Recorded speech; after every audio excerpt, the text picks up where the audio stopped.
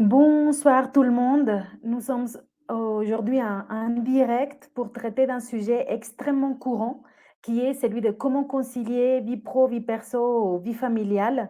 Rien que cette semaine, j'ai eu l'occasion de discuter avec une ancienne amie de l'école d'ingénieur et on parlait de cette thématique-là. C'est vraiment quelque chose extrêmement courant. C'est l'une des principales raisons qui font rester un salarié dans son job ou de le quitter selon le baromètre des salariés 2022. Donc, trouver un équilibre vie pro, vie perso dans voilà, dans son quotidien, dans sa vie, c'est un sujet extrêmement important.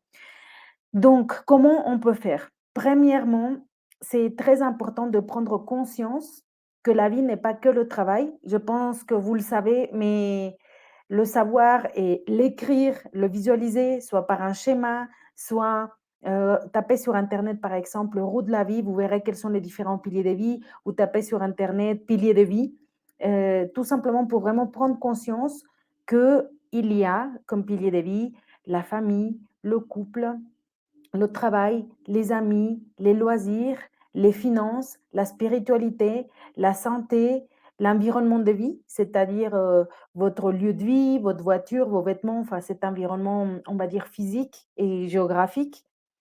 Rien que le fait de poser par écrit dans un camembert les différents piliers ou dans une liste, ça permet déjà de prendre conscience de ces différents piliers et de nous rendre compte quel est notre niveau de satisfaction dans ces différents piliers, pour voir quels sont les sons d'urgence.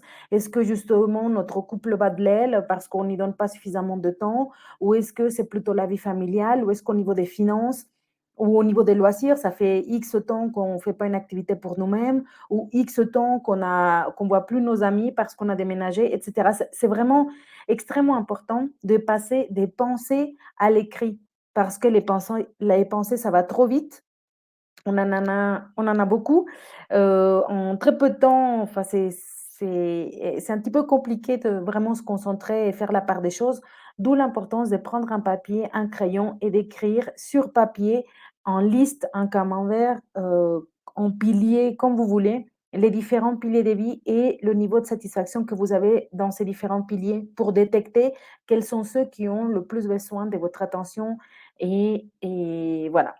Donc ça, c'est, la première chose pour tout changement de vie, prendre conscience. Tant que vous n'êtes pas conscient que vous avez un mauvais équilibre de vie pro perso, tant que vous pensez que c'est OK, que c'est pas grave, que tout le monde c'est pareil, que 1000 autres raisons, enfin que vous n'avez pas, pris, finalement le recul nécessaire ou parce que vous en avez pas besoin. Mais en tout cas, il faut vraiment se retrouver dans une situation de prise de conscience de sa situation pour pouvoir la changer. Tant qu'on n'est pas dans cet espace de prendre conscience que quelque chose ne va pas, que quelque chose ne fonctionne pas à 100% comme on voudrait, aucun changement n'est possible parce qu'on n'en est pas conscient, parce qu'on est un peu comme endormi, hem, dans notre train-train quotidien.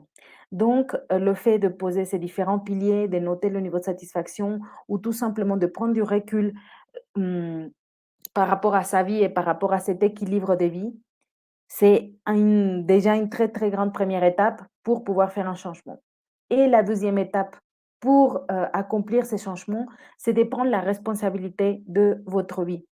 Oui, on peut parler de vos priorités, on peut parler que ça serait bien de faire plus de sport, on peut parler que ça serait bien de passer un peu plus de temps, une fois par semaine, une soirée avec votre partenaire, pour nourrir le couple ou que ça serait bien de vraiment vous fixer un créneau sur votre agenda pour passer du temps avec vos enfants. Ça, c'est très bien. Tant qu'il y a pas d'action concrète, ce n'est que des paroles en l'air. Donc, c'est extrêmement important de vous démontrer, dans la matière, dans la vie concrète, que vous prenez soin de vos priorités. Là, on va aborder un sujet extrêmement, extrêmement important qui est celui de vos valeurs. Qu'est-ce que ça a à voir, la vie pro, la vie perso, avec mes valeurs? Pour moi, j'aimerais pouvoir remplacer le mot valeur par priorité de vie. La gestion de votre temps, de votre équilibre de vie doit, je pense, ou en tout cas être pour que vous soyez épanoui, doit être extrêmement lié à vos priorités de vie. Si vous priorisez la famille, il est tout à fait normal et épanouissant de pouvoir donner un coefficient, un plus grand temps, une plus grande énergie, un plus grand focus dans votre vie à votre famille parce que c'est pour vous quelque chose qui est important, qui a du sens, qui donne du sens à votre existence, et cetera. Pour certaines personnes, ça sera la famille, pour d'autres personnes, ça sera les voyages, pour d'autres personnes, ça sera des cours de musique, faire de l'escalade, passer du temps entre amis.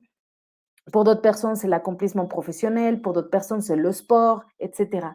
Donc, c'est extrêmement important que vous ayez, conscience, encore une fois, que vous ayez identifié quelles sont vos priorités de vie. Qu'est-ce qui vous rend heureux dans la vie? Qu'est-ce qui vous donne de l'énergie? Qu'est-ce qui vous plaît? Parce que nous sommes sur cette planète Terre pour profiter de la vie, pour prendre plaisir. Je le dis souvent, on va tous mourir, donc autant profiter au maximum ce passage sur cette planète Terre pour qu'elle ait tout simplement du sens et qu'elle puisse voilà, nous nourrir au maximum. Donc, identifier vos priorités dans la vie, vos piliers phares, c'est important pour pouvoir donner plus d'importance à ces piliers. Et c'est également important, et je ne veux pas dire par là, bah, si pour toi la famille c'est super important, tu oublies le reste. Justement, si on a fait ce travail de nommer les différents piliers de vie, c'est parce que c'est important d'avoir justement cette fameuse harmonie. Et c'est ça finalement, gérer sa vie. Je sais que souvent on peut se dire, mais j'ai pas le temps, je dois gérer et des démarches, la copropriété, des démarches administratives, payer mon loyer, et puis mes amis, et puis le sport, et puis il faut que je dorme bien et en même temps, j'ai tellement de travail. C'est la vie, c'est-à-dire que la vie, c'est jongler aussi avec ces différents piliers de vie et prendre conscience que la vie, c'est un tout et c'est ça tout simplement la gestion. J'aime beaucoup une sorte de métaphore, des citations que j'avais lues dans un livre sur cette notion d'équilibre de vie et des gestions de ses priorités qui parlait d'une danseuse de ballet qui tient un équilibre en faisant plein de tout petits mouvements et des ajustements tout le temps. Donc, gérer notre vie au complet ou quand on voit une personne on a l'impression que voilà, elle gère ses différents piliers de vie, qu'elle a une harmonie, qu'elle est accomplie dans ses différents piliers, c'est une personne qui fait ce travail de danseuse de ballet, qui est sur ses 2 pieds, des petites pointes et qui fait des tout petits micro-mouvements pour maintenir cet équilibre. Il y a aussi une deuxième métaphore, sur le vélo où on dit que le meilleur moyen de garder son équilibre, c'est de pédaler. C'est voilà, droite, gauche et c'est ça qui fait qu'on se maintient en équilibre. Donc dans notre vie personnelle, professionnelle, c'est aussi important de malgré le fait d'avoir du travail ou des démarches ou les enfants ou le couple, et cetera, enfin de faire ces petits ajustements au quotidien pour garder cet équilibre et ne pas forcément, partir sur, bah, des trop gros excès. Maintenant, franchement, il y a pas des jugements là-dedans. On parlait tout à l'heure bah, de ses priorités, donc de ces coefficients, on va dire, qu'on va donner à nos priorités. Mais si on parle d'harmonie de vie, d'équilibre de vie, voilà, mettre sur papier ces différents piliers et se rendre compte que ça, c'est normal et que c'est le quotidien de tout être humain que d'avoir ces différents piliers et de les nourrir, c'est déjà une belle prise de conscience. Donc une fois qu'on sait ça, quelle est la suite? Passer à l'action. Heu, on est plus ou moins extrême dans la matière de comment garder son équilibre de vie.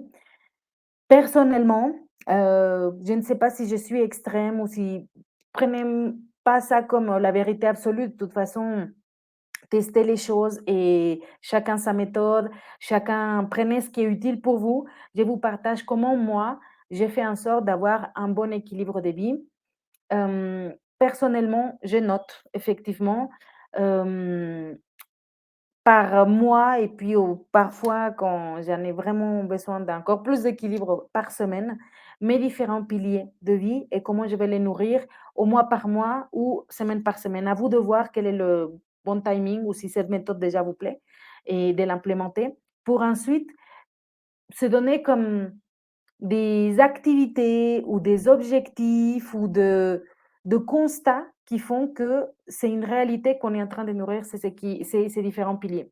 Exemple, d'un point de vue santé, de me dire: «Bah, voilà, qu'est-ce que je vais faire ce mois-ci, par rapport à ma santé?» Bah, pour moi, aujourd'hui, la santé, se résume beaucoup en ce moment, sur le niveau, enfin, sur ma capacité à bien m'alimenter, à manger sainement et cetera et aussi à faire du sport. Pour ma part, c'est beaucoup, la zumba et la danse.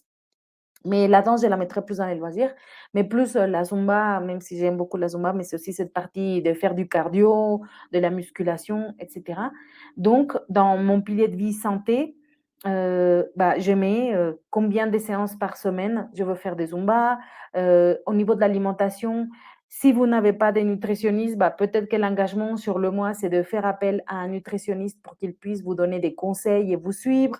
Ou récemment, je me suis acheté un Fitbit, enfin, une smartwatch pour suivre, mon sommeil.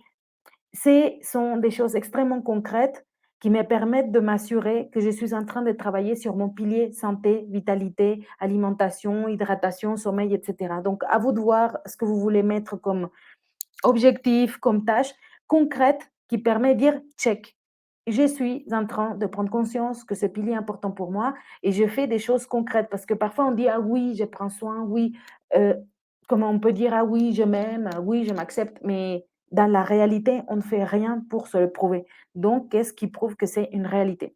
Donc ça pour le pilier santé et ainsi de suite. Dans le couple, bah, qu'est-ce que je peux faire ce mois-ci? Une petite action ou grande action qui ferait que mon niveau de satisfaction dans mon couple augmenterait et dire tout simplement: «Ah oui, faire plus des choses en couple, être plus à l'écoute». Heu, Personnellement, je trouve ça, très superficiel parce que enfin, ça fait très exercice. Oui, je vais être plus à l'écoute, d'accord et 5 secondes après, je suis plus à l'écoute et j'ai oublié ce que je voulais faire et il y a rien de concret.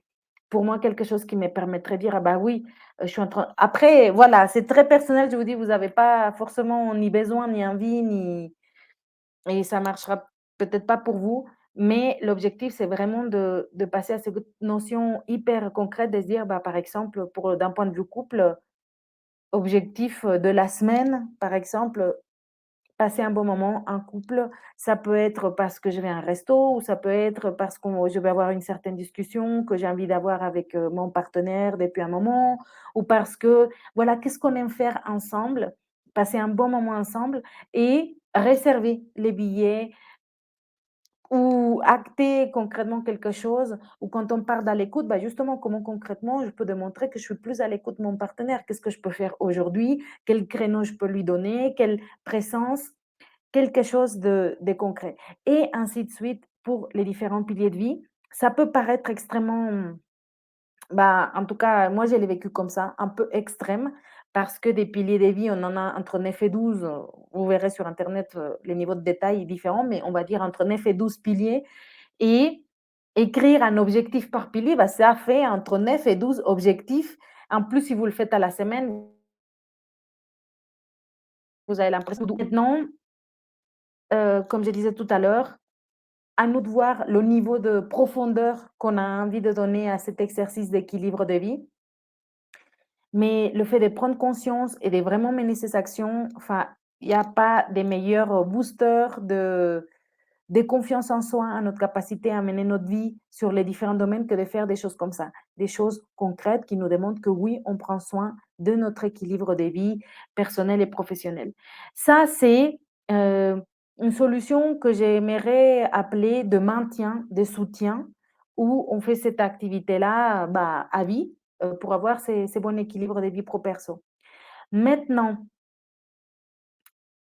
vous savez que, je travaille beaucoup sur cette notion de reconversion professionnelle parce que parfois, c'était mon cas, ce qui a fait un énorme changement dans mon équilibre de vie pro perso, c'est le fait de changer de métier. Parce que le métier que j'exerçais en tant que salarié, en tant que cadre, j'étais chef mon dernier job, c'était chef de produit marketing, chez KFC, bah, faisait que j'avais des horaires de cadre et que malgré le fait de, vouloir, mettre plus de perso, des activités dans des associations de couples, de sport, des brunchs, enfin bref et cetera, d'avoir un meilleur équilibre de vie pro perso. Mon métier nécessitait d'une certaine quantité d'heures qui n'était pas en adéquation avec le style de vie finalement que j'ai aujourd'hui et que je voulais avoir. Je n'étais pas à 100 consciente de l'ampleur de mes besoins ou de l'ampleur de ce qui était possible pour moi Je savais juste que je voulais un meilleur équilibre, que je voulais pouvoir être auprès de mes proches, de ma fille, de ma mère ou des personnes qui comptent pour moi quand ils sont malades, que je voulais avoir cette liberté géographique que je n'avais pas. Donc voilà, j'avais certaines frustrations et qui étaient, ben, intrinsèquement liées à mon statut de salarié. Encore une fois, ça s'applique pas à tout le monde. Il y a des personnes qui sont très contentes avec ce statut, qui apportent, je ne sais pas, de la sérénité de savoir que le salaire est toujours le même à chaque mois. Bref, on a tous des envies et des besoins différents, d'où l'importance de vraiment faire le point sur vous, que ce que vous voulez. Mais je vous parle de mon expérience de changement d'équilibre de vie pro perso. Le fait d'avoir changé des statuts de salarié à indépendant, voilà, c'est ça qui a fait pour moi une énormissime différence par rapport à ma marge de manœuvre pour gérer mon temps, mes priorités. Aujourd'hui, le fait de pouvoir être à mon compte me permet d'avoir une liberté absolue sur la gestion de mon temps, de mes priori enfin, surtout, on parle d'équilibre de vie d'un point de vue surtout au niveau du temps. Donc au niveau du temps, je m'organise. Je m'organise pour faire ce type de live à des horaires, qui me conviennent et qui vous conviennent aussi, je l'espère. J'essaie de faire en sorte que ça vous convienne, mais c'est important que ça me convienne à moi aussi. De gérer mon sport, bref, en tout cas, c'est un voilà, c'est un statut qui m'a permis ça. Heu, mais ce n'est pas suffisant. Je connais aussi beaucoup d'amis entrepreneurs qui, au contraire peut-être, se perdent dans cet équilibre de vie pro, vie perso parce qu'ils donnent beaucoup trop de temps, d'énergie, de focus à l'un des piliers, exemple le travail et qui travaillent énormément. Donc, ce n'est pas une loi que de dire: «Ah parce que tu es indépendant et tu gères tes horaires alors tu as un meilleur équilibre de vie pro perso». Non, c'est un choix, c'est une priorité. On parlait tout à l'heure de nos priorités de vie. Clairement, une de mes priorités de vie, c'est l'équilibre de vie. J'ai fait ces choses un petit peu peut-être extrêmes pour vous, comme créer un fichier Excel, nommer en colonne les différents piliers, en ligne, semaine par semaine. Tellement cette notion d'équilibre de vie pro perso est importante pour moi. Pourquoi? Parce que j'en ai manqué énormément dans le passé, parce que je me suis dévouée à un certain pilier. Une fois, pendant une longue période de ma vie, c'était le travail. Pendant une longue période de ma vie, ça a été le couple ou la famille. J'en ai payé les frais. On paye tous le frais parfois de ces manques d'équilibre de vie pro perso, d'un point de vue santé mentale, d'un point de vue santé émotionnelle. Enfin, il y a des dérèglements dans notre vie qui nous montrent qu'il y a ce manque d'équilibre de vie pro perso. Donc, j'ai payé les frais et aujourd'hui, c'est devenu pour moi une priorité extrêmement importante que d'avoir cet équilibre et d'où mes garde-fous, de mon fichier Excel, d'où des points hebdomadaires ou en tout cas au plus tard mensuels pour dire est-ce qu'on est en train de nourrir tous les piliers? Est-ce que d'un point de vue santé, ça avance? Est-ce que d'un point de vue loisirs, amitié? Bref, j'ai fait vraiment ce check hebdomadaire et mensuel pour ne pas retomber dans des situations que j'ai pu connaître auparavant et qui m'ont donné beaucoup de souffrance. Donc, voilà, on se maintient. Donc, voilà ce que je voulais vous partager aujourd'hui. L'aspect d'être conscient de ces différents piliers, de les écrire pour vraiment noter le niveau de satisfaction que vous avez dans vos différents piliers, d'envisager des actions concrètes qui vont vous permettre de vous dire et pas de vous dire, mais de les constater que vous faites des choses extrêmement concrètes pour nourrir ces différents piliers, des vraies tâches, à vous donner. Oui, c'est pas simple. Oui, il faut libérer du temps dans le planning. Oui, il faut réserver, ce resto avec le partenaire. Oui, il y a un effort à fournir. Oui, il y a également une récompense à obtenir de tout ça. Donc, oui, il y a un prix à payer pour avoir un bon équilibre de vie pro perso et je vais vous partager mon expérience, personnelle de changement de métier qui m'a permis d'avoir un équilibre, mais incroyable, ça n'a rien à voir par rapport avec ce que j'avais avant. Donc si vous aussi, vous avez envie d'avoir un meilleur équilibre de vie, ça peut être envisageable et que si en plus, il y a d'autres symptômes qui s'ajoutent comme le fait de ne pas vous sentir à votre place, d'avoir l'impression de porter un masque, voilà, peut-être au travail pour vous faufiler, mais que vous avez l'impression que vous ne vous projetez plus sur le moyen long terme dans votre métier. Donc possiblement que ça va plus loin que juste une question de faire plus de sport, pour me sentir mieux, mais que aussi le fait de changer de métier peut être, une énorme clé pour avoir cet équilibre de vie pro perso que vous voulez, mais surtout d'exercer un métier qui vous plaît. Je pense que c'est ça la clé, pour être épanoui professionnellement, c'est de faire un job qui vous plaît, qui vous est facile, qui vous fait vous sentir à votre place comme un poisson dans l'eau et pas en train de nager à contre-courant. Donc, j'espère que ce live vous a apporté des clés. Si, vous êtes cadre, ingénieur et vous voulez trouver le métier qui vous correspond, je vous invite à mon groupe Facebook privé Reconversion réussie avec grand plaisir et si vous voulez aller encore plus loin, je vous propose également un appel de 15 minutes gratuit avec moi pour que vous me partagez votre situation professionnelle, que je puisse en faire un diagnostic, certes rapide, mais en 15 minutes, je peux le faire. Je peux faire ce diagnostic et vous aiguiller vers la solution qui, à mon sens, vous permettrait d'avancer le plus vers cet épanouissement personnel et professionnel. Donc peut-être qu'un deuxième appel avec moi plus long serait nécessaire par la suite si je trouve ça pertinent ou peut-être que non, en l'espace de ces 15 minutes, je peux détecter, ben, une solution qui vous correspondrait par rapport à votre contexte. Donc profitez-en, c'est gratuit, c'est 15 minutes. Je vous mets le lien pour cet appel de 15 minutes si ça vous intéresse dans les commentaires. Également, le lien pour rejoindre le groupe Facebook. Je vous souhaite encore une fois une excellente semaine, très équilibrée et surtout de passer à l'action. Il y a un effort à payer, on l'a dit, mais ça vaut tellement la peine d'avoir une vie équilibrée, d'avoir une vie où vous rayonnez dans tous les différents domaines de votre vie. Vous allez recevoir, comment dire? Les bénéfices de ces petits efforts et de ces petits ajustements et parfois on pense que c'est énorme d'avoir un bon équilibre de vie pro perso. Je vous l'avoue, parfois des grosses décisions sont nécessaires pour avoir cet équilibre, comme je vous le disais moi avec cette reconversion professionnelle que j'ai faite et comme je l'ai vu avec des centaines de personnes que j'ai accompagnées. Mais parfois non, parfois il y a pas besoin de faire, un changement radical.